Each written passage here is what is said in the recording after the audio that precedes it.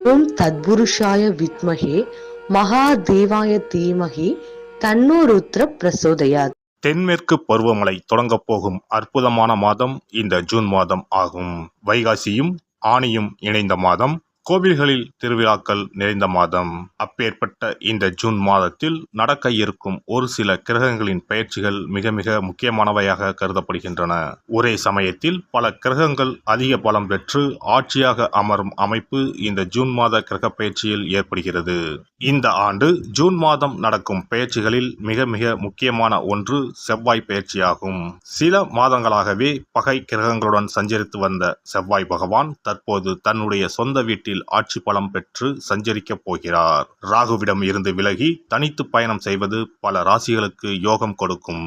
June 1ஆம் தேதியே செவ்வாய் பகவான் மேச ராசிக்கு இடப்பெயர்ச்சி ஆகின்றார். சுக்கிர பகவான் ஜூன் மாதம் 12ஆம் தேதி மிதுன ராசிக்கு இடப்பெயர்ச்சி அடைகிறார். இது லட்சுமி நாராயண யோகத்தை ஏற்படுத்தும். சூரிய பகவான் ஜூன் 15ஆம் தேதி மிதுன ராசிக்கு பெயர்ச்சியாகிறார். இது ஆனி மாத பிறப்பை குறிக்கும். மிதுன ராசியில் பெயர்ச்சியடையும் புதன் பகவானால் 3 ராஜயோகங்கள் உண்டாகும். சனி பகவான் மாத இறுதியில், அதாவது ஜூன் மாதம் 30ஆம் தேதி வக்கர பெயர்ச்சி அடைகிறார். சனியின் பார்வையில் செவ்வாய், சனி மற்றும் செவ்வாய் ஆட்சி பலம் போன்றவைகளால் சில நெருக்கடிகளை உண்டாக்கும். குரு பகவானின் சுப பார்வை கன்னிராசியில் இருக்கும் கேது பகவானின் மீது படுவதால் ஒவ்வொரு ராசிக்கும் குறிப்பிடத்தக்க மாற்றங்கள் ஏற்படும். இந்த கிரக பெயர்ச்சிகளின் காரணமாக மிதுன ராசியில் புதாதித்ய யோகம், சுக்கிராதித்ய யோகம், கஜலட்சுமி ராஜயோகமும் உருவாகிறது. இதன் காரணமாக சில ராசிக்காரர்களுக்கு அதிர்ஷ்டமும் பணவரவும் பதவி உயர்வும் தன வரவும் கிடைக்க வாய்ப்புள்ளது. இனி உங்கள் ராசிக்கான பலன் என்ன என்பதனை பற்றியும், அசுப பலன் ஏற்படுமாயின் ராசிக்காரர்கள் வழிபட வேண்டிய தெய்வம், மேற்கொள்ள வேண்டிய பரிகாரம் என்ன என்பதனை பற்றியும் காண்போம். மேசராசி அன்பர்களே, உங்கள் ராசிநாதன் செவ்வாய் பகவான். செவ்வாய் பகவான் உங்கள் சொந்த வீட்டிலேயே ஆட்சி பலத்துடன் இருக்கிறார். ராசிநாதன் நன்றாக இருப்பதனால் உங்களின் எண்ணங்கள் நிறைவேறும், ஆசைகள் நிறைவேறும், மனத்தெளிவு இருக்கும், குழப்பங்கள் இருக்காது. கடந்த காலங்களில் நிறைவேறாத அனைத்தும் இம்மாதம் நிறைவேறும். ராசிநாதன் செவ்வாய் வலிமையாக இருப்பதனால் கவலைகள் தீரும். தோல்வி என்பதே இம்மாதம் இருக்காது, வெற்றி மட்டுமே இருக்கும். கிடைக்கும் வாய்ப்பை சரியாக பயன்படுத்திக் கொள்ளுங்கள். ராசிக்கு 2ஆம் அதிபதி 2ஆம் இடத்திலேயே இருக்கிறார். குரு சுக்கிரன் 2ஆம் இடத்தில் இருப்பதனால் குடும்பத்தில் உள்ள மனக்கவலை, கருத்து வேறுபாடுகள் நீங்கும். வருமானம் உயரும், பணம் அதிகம் கிடைக்கும் அருமையான காலகட்டம் இதுவாகும். வேலை இல்லாமல் தவிப்பவர்களுக்கு வேலை கிடைக்கும், பொருளாதார வளர்ச்சி மேம்படும். மே மாதத்தை ஒப்பிடும்போது இந்த ஜூன் மாதம் அற்புதமாக இருக்கும். மே மாதம் முழுவதும் ராசிநாதன் 12ஆம் வீட்டில் ராகுவின் பிடியில் இருந்தார். இதனால் உடல்நிலை பாதிப்பு, வேலை பறிபோவது, வீண் விரயங்கள் ஏற்பட்டு இருக்கும். கையில் பணம் இல்லாத சூழ்நிலை உண்டாகி இருக்கும். மன உளைச்சலில் இருந்திருப்பீர்கள். இவையெல்லாம் இம்மாதம் உடைபடும். மனம் நிம்மதி அடைவீர்கள். ராசிக்கு 6ஆம் இடத்தில் கேது பகவான் இருப்பதனால் அடைபடாத கடன் அனைத்தையும் படிப்படியாக அடைப்பீர்கள்.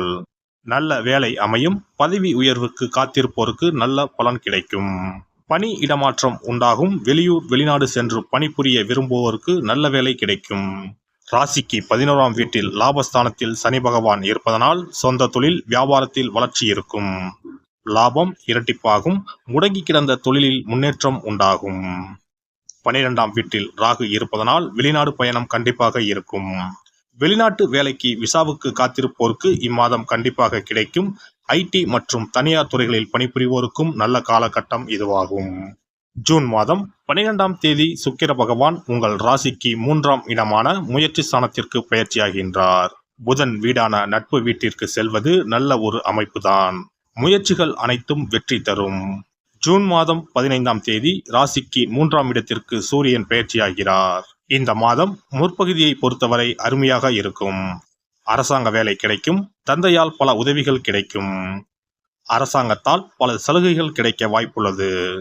சென்ற மாதம் எதிர்பார்த்து நடக்காமல் இருந்த காரியங்கள் அனைத்தும் இம்மாதம் நடந்தேறும்.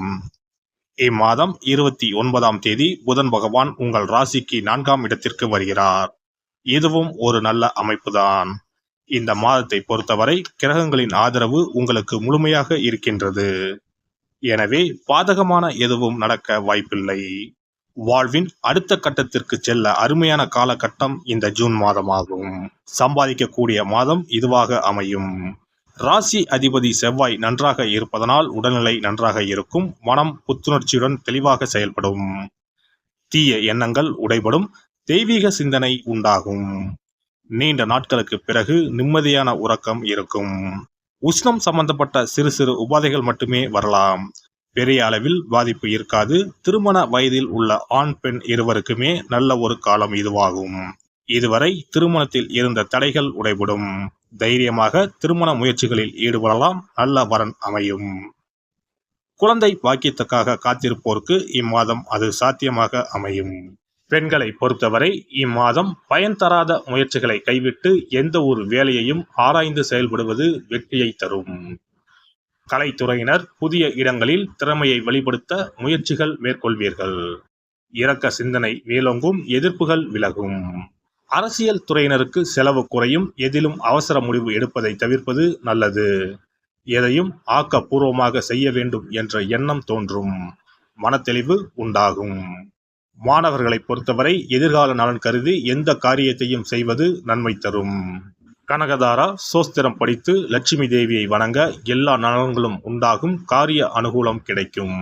சிறப்பு பரிகாரங்கள். கோதுமை மாவினால் சிறு சிறு உருண்டைகளாக 7 அல்லது 14 அல்லது 7 மடங்குகளில் உருண்டை செய்து கொள்ளவும். குங்குமத்தில் கொஞ்சம் நீர் விட்டு அதை வன்னி குச்சி அல்லது மாதுளை மர குச்சியால் தொட்டு கோதுமை உருண்டையில் ஸ்டீம் என்று எழுதி அதை குளம், ஆறு அல்லது கோவில் தெப்பக்குளத்தில் உள்ள மீன்களுக்கு போடவும். எழுதிய பின்னர் ஸ்டீம் என்பது அழிந்துவிட்டாலும் பரவாயில்லை.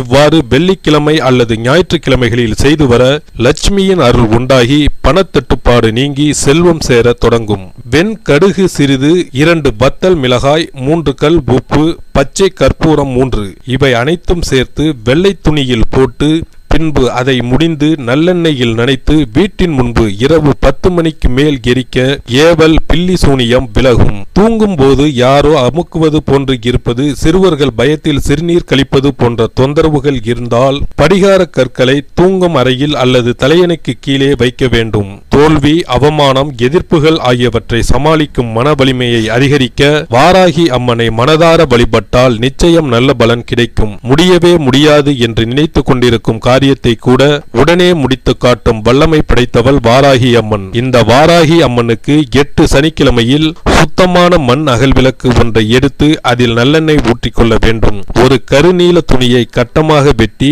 அதில் கொஞ்சம் வெண்கடுகு சேர்த்து எல் தீபம் ஏற்றுவது போல முடிந்து கொள்ள வேண்டும். காலையில் 6 மணியிலிருந்து 7 மணி வரையிலான காலகட்டத்தில் அல்லது இரவு 8 மணியிலிருந்து 9 மணிக்குள் இந்த பரிகாரத்தை செய்துவிட வேண்டும்.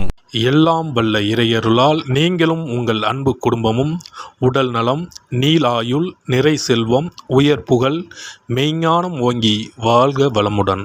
இந்த வீடியோ பதிவு உங்களுக்கு பிடித்திருந்தால் லைக் பண்ணுங்க, கமெண்ட் பண்ணுங்க, ஷேர் பண்ணுங்க. மறக்காம சப்ஸ்கிரைப் பண்ணுங்க. பக்கத்துல இருக்கிற பெல் பட்டனை கிளிக் பண்ணுங்க. நன்றி, வணக்கம். ஓம் நமச்சிவாய. சிவாய நம.